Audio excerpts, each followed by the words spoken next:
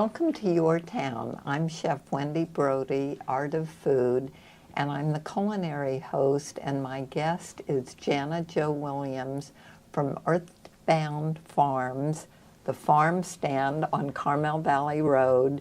She's the farm and garden and special event manager, and you've been there 18, almost 19 years? Actually, I just passed 19. 19. Anyway, for chefs, she is the magic woman. She just, and Earthbound Farms, Drew and Myra, we go way back with my good friend Sandra McCauley, trying to help them get started in the restaurants. Well, yeah, those early years were challenging. But other than looking for you, and last time I went to find you, you're out on the tractor in the back fields, and your wonderful hat. You're the most glamorous farm person I've ever met. Well, thank you. One of the things that just was so exciting for me with Earthbound, as you know, I love all the edible flowers and the wonderful confetti they make, and that you let people come and forage and show off the gardens in that way, and describe more of what you do besides. Well, I think I'm there to make sure people get connected with where their food comes from and get inspired about the beauty that the produce and the flowers that we grow can add to their food. And just really getting, like I said, just getting back connected to all that. What we do at the farm stand, I think, is sort of a living example of not just organic farming, but all those pieces being put together. One of the things that I think would be helpful, we all think we know what organic is, and we all think we know what sustainable is, and we really all, I'm pretty sure, want to aim in those directions. Can you kind of define those and how we can still be good if we're not organic? Yes. Well, you really want to be certified organic. You don't. We don't use any chemical pesticides, fertilizers, or herbicides. So, any synthetic chemical pesticides, fertilizers, or any of that. So we want to find ways to work with nature to really start with healthy soil first, and then healthy plants. We also don't use any genetically modified organisms, and no radiation and all that for the technical side. Also, besides our farming and all the products that Earthbound makes, the kitchen at the farm stand is also fully certified organic. So the only things you'll find in the kitchen that aren't certified organic are salt, baking soda, and baking powder. And if you think about it, they're not agricultural products. Right? So anything that can be grown or raised needs to be done so organically, and all that paperwork goes with it. But really, it's just finding ways to go back to working with nature instead of against it. And that's a beautiful thought. Yes. You know, because nature's pretty smart.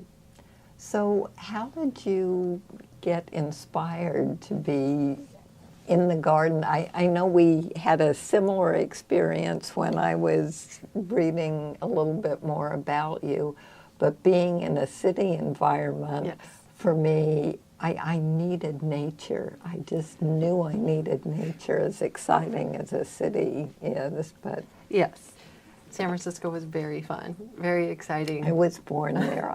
We'll see. It's one of my favorite towns.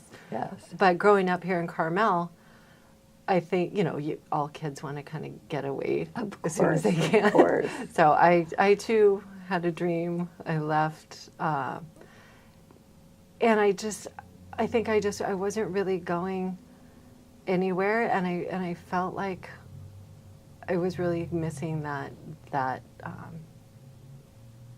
the essence that this Monterey Peninsula has. Like you just can't get any better than Big Sur and Carmel Valley, and the fact that we can get to both of them in minutes. Yeah, growing up in the city and Palo Alto, everything was man-made. It's not that I don't appreciate the beautiful community layouts and what a great part that played in And the parks. school. Yes, absolutely.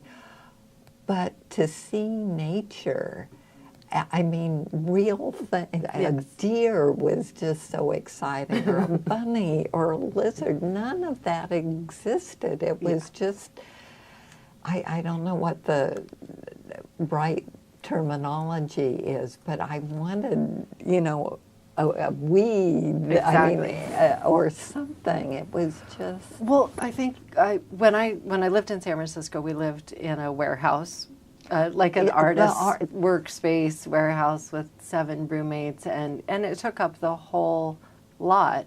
So there wasn't even really one of those trees out front surrounded by concrete. It was just a solid building. And when my husband and I got the opportunity to basically house sit for a friend who was going away for a year, his little house had a tiny backyard, and we just got so excited. We thought, wow, we could actually plant something in the ground and watch it grow. And so we joined the San Francisco League of Urban Gardeners. Oh, and they would give you tips and seeds, and anyway, we had the whole thing planted in food in no time. So by the time our friend came back, he couldn't quite believe what had happened to his yard, and that there was so much food. And we felt like it was just so fun. It was so amazing. And I think both being art students, it was like art happening live in front of you, you know, that you could do this thing and then plant these seeds and then you can eat it. It was just amazing. So I thought, well, shoot, you know, I come from a pretty nice place, and maybe we ought to go down there. And my dad had a piece of property that had a little extra space on it, so we ended up coming down. We thought we could do it part-time. We thought we could still live in the city because we were city people, and then come down and be farmers on the weekends. Well, that doesn't work. No You kind of such have thing to, as weekend you have farmers. to be on your farm, and the other thing was we just completely fell in love with it. So we wanted to spend all our time there instead. Oh, how wonderful. Yeah.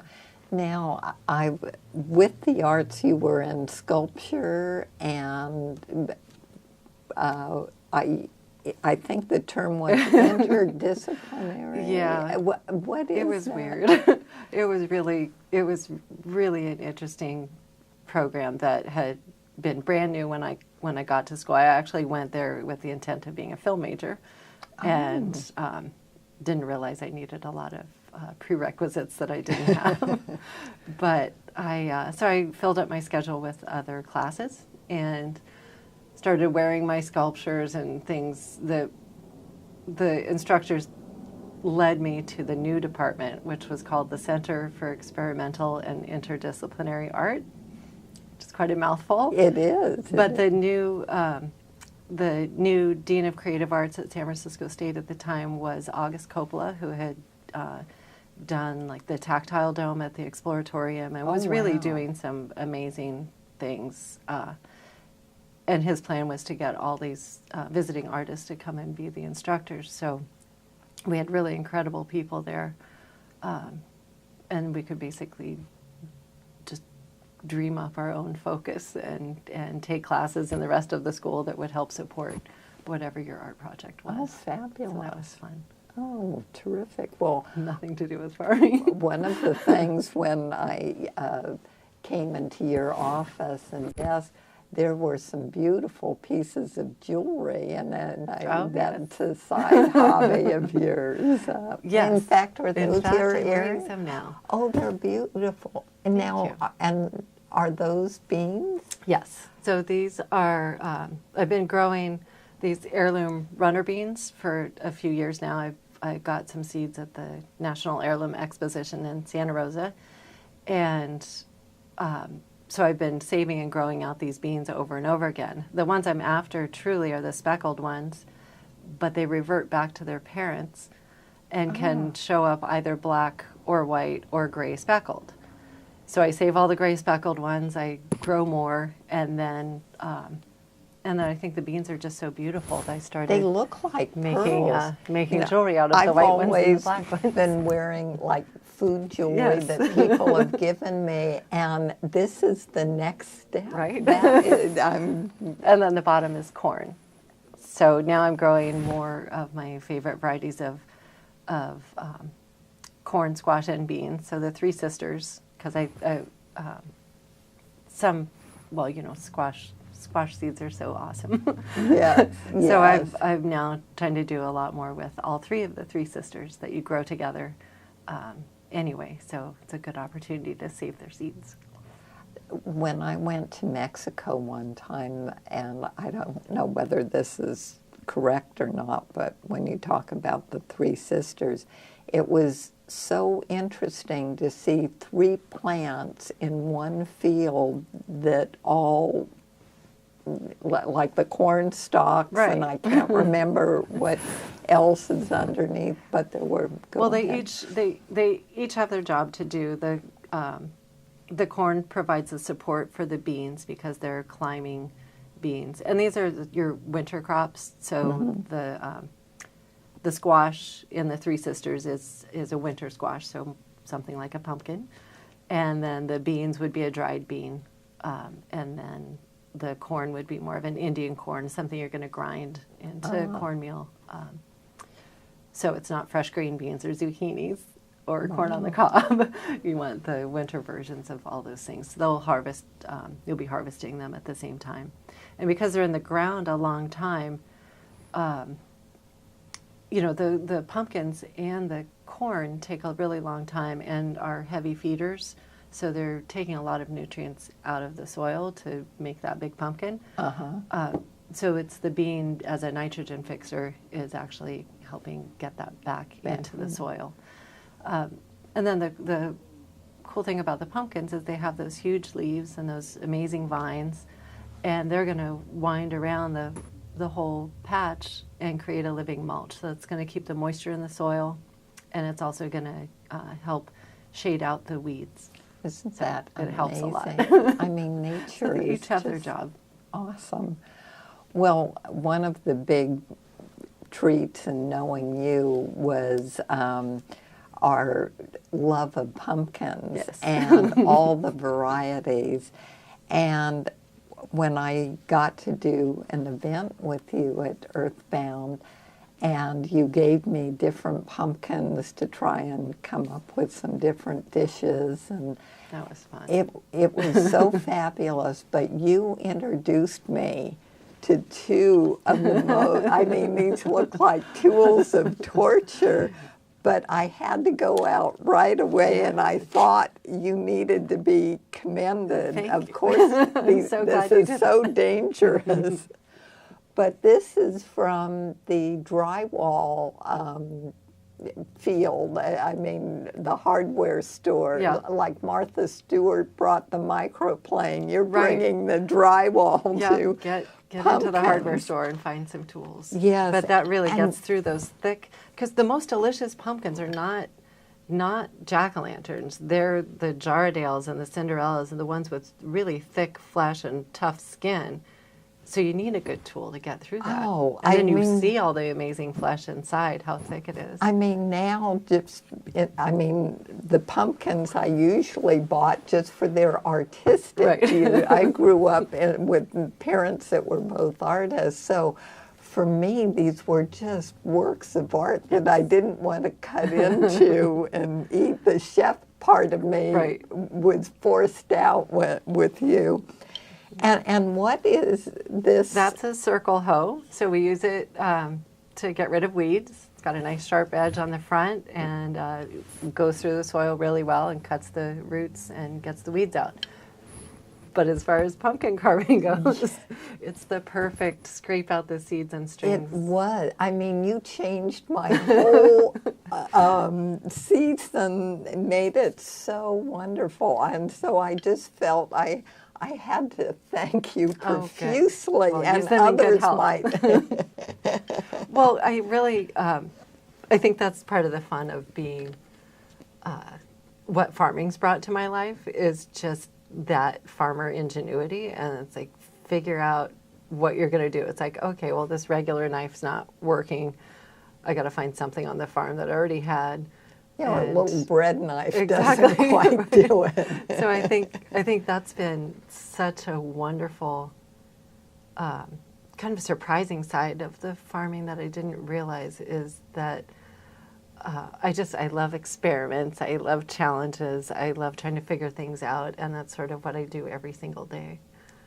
Now, is you've have to. gotten to go to conferences, and you've Yes. shown me some of the books, the Heirloom Conference. I don't know if you want to share some of those. Yeah, those have, the National Heirloom Exposition is one of my favorites. I've been going to every year since they started, and they're run by a company, a seed company that that specializes in heirloom seeds and non-genetically modified seeds.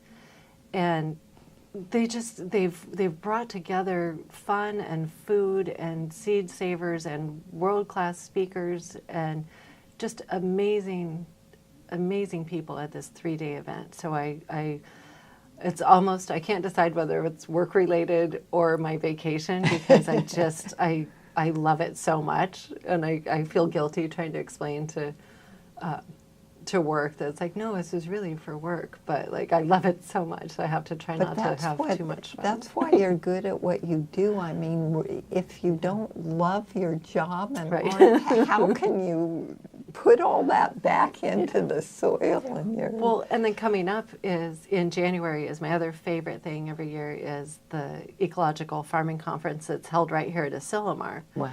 Which for us is just lucky because everyone else has to come here to go to this conference, and we get to have it in our backyard. Kind of like Cooking for Solutions. We had all these amazing people show up, and then we get to live here every day. And I don't want to forget about Myra Goodman's wonderful book that you helped with and Well- got to I have each good. one of those, but go ahead. Well, they were so fun. Again, thrown into something I had no idea what I was going to be helping with, Yes. and it was. Turns out I got to do a lot of the, I guess you would say food styling or farm styling, Oh, which was really fabulous. fun. So A I got new to term. yes, farm farm styling, maybe so. Anyway, it was just loads of fun, and the recipes are really good too. Oh, they are. I got to test a lot of them. Are. And both of you just are the loveliest people. And Well, I think she's my inspiration.